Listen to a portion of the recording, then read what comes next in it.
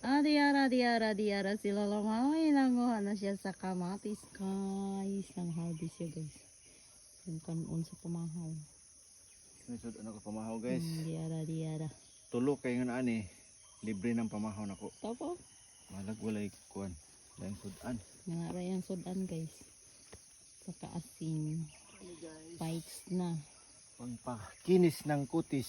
Wala na doon. Kabila. Tingnan mo. Ano pa? Wala na dito. Ayun. Yun ang suba oh. Yun. Hello po. Diba pa na? Ano, tama na to. Lagay mo dyan kay muha tagkuan. Lagbati.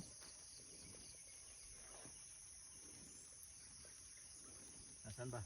Diya diri. Diara. Diara ang alagbatihan ni Lola Manay. Si Lola Manay.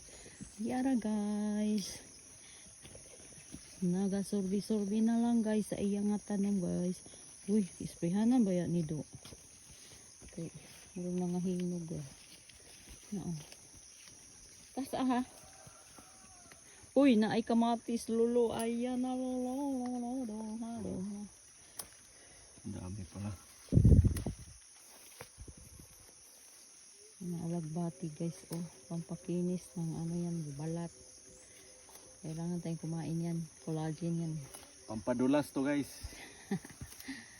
Padulas ba? Parang Ang taas, ang iksi naman mag ano kuha. Dapat habaan.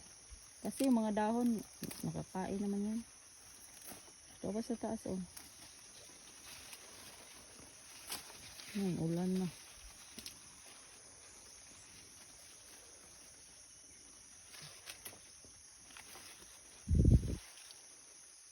Diara ang sudan sa taga-bukid si Lolo.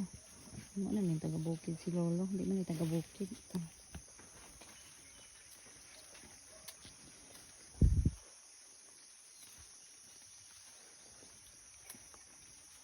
ano na eh. Kamatis. Hindi na ka. Ano na dito? Kasi nako. Makita na. Makita na. Masarap ito. Makita Yun, na oh. sa mga basol. Malalaki oh, malalaki. Kung di pamatay di ang mga basol oy. Kasi parang namatay yung dahon nga natugpahan sa basol ba. Pamatay na ko sila. Tara na oy, ulan na. Mag-relax time na naman tayo ani. Mga kuya koy sa kabuntagon. Sa kabuntagon.